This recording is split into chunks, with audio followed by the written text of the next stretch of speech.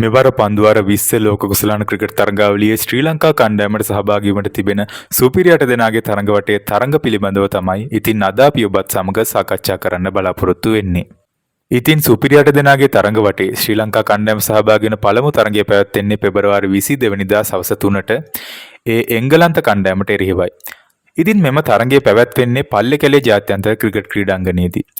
ඉතින් ඇත්තටම මෙම තරගය ගැන කතා කරද්දී වර්ෂාව කියන සාධකයේ යම්කිසි ආකාරයක බලපෑමක් එල්ල කරයි කියන ප්‍රශ්නාර්ථය හැමෝගෙම හිතවල තියෙනවා. නමුත් එහෙම වෙන්න එපා කියලා තමයි අපි ප්‍රාර්ථනා කරන්නේ. මොකද මෙම තරගය ජයග්‍රහණය කිරීම ශ්‍රී ලංකා කණ්ඩායමට අතිශයින් වැදගත් වෙන නිසා. ඒ වගේම ශ්‍රී ලංකා කණ්ඩායමට සුපිරි 8 දෙනාගේ තරග වටේ සහභාගී වීමට තිබෙන දෙවන තරගය පැවැත්වෙන්නේ පෙබරවාරි 26 වෙනිදා. මෙම තරගය පැවැත්වෙන්නේ කොළඹ ආර් ප්‍රේමදාස ජාත්‍යන්තර ක්‍රිකට් ක්‍රීඩාංගණයේදී ශ්‍රී ලංකා වේලාවෙන් රාත්‍රී 7ට. ඉතින් එහිදී ශ්‍රී ලංකා කණ්ඩායමට සිදු වුණා නවසීලන්ත කණ්ඩායමට මුහුණ දෙන්න. සුපිරි 8 දෙනාගේ තරග වටේ ශ්‍රී ලංකා කණ්ඩායමට මුහුණ දීමට සිදු වුණ අවසන් අභියෝගය තිබෙන්නේ පෙබරවාරි 28 වෙනිදා. ඉතින් මේ තරගය පැවැත්වෙන්නේ ශ්‍රී ලංකා වේලාවෙන් රාත්‍රී 7ට පල්ලේකැලේ ජාත්‍යන්තර ක්‍රිකට් ක්‍රීඩාංගණයේදී. මේ තරගයේදී ශ්‍රී ලංකා කණ්ඩායමේ අභියෝගකරුවා වන්නේ කවුරුන්ද කියන එක තවමත් අපිට නිශ්චිතව සඳහන් කරන්න බෑ. ඇමරිකා එක්සත් ජනපද කණ්ඩායම හෝ පාකිස්තාන කණ්ඩායම දෙකෙන් එකක් තමයි මෙම තරගයේදී ශ්‍රී ලංකා කණ්ඩායමට මුහුණට මුහුණ හමු වෙන්නේ. පාකිස්තාන කණ්ඩායමට නැමීබියාව සමග තරගයක් තිබෙනවා.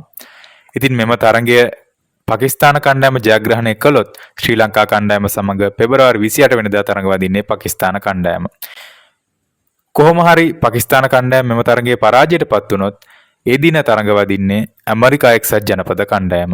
මූලික වටේ තරඟ වගේ නෙමෙයි සුපිරි 8 දෙනාගේ තරඟ වටේ තරඟ. සුපිරි 8 දෙනාගේ තරඟ වටේ සඳහා සුසුකම් ලබා ගන්න කණ්ඩායම් සියල්ලම අති දක්ෂ කණ්ඩායම්. ඉතින් අපිට සුපිරි 8 දෙනාගේ තරඟ වටේදී තියුණු තරඟ නරඹීමේ අවස්ථාව ලැබෙයි කියලා අපි විශ්වාස කරනවා. ඒ වගේම ශ්‍රී ලංකා කණ්ඩායමට මෙම තරඟ වටේ සාර්ථකව අවසන් කරලා අවසන් පූර්ව වටේ සුසුකම් ලබා ගැනීමට අවස්ථාව ලැබේවා කියලා අපි හදවතින්ම ප්‍රාර්ථනා කරනවා. ඉතින් අපි බලමු ඉදිරියේදී කොහොමද මේ තරඟවල තොරතුරු කියන එක ගැන.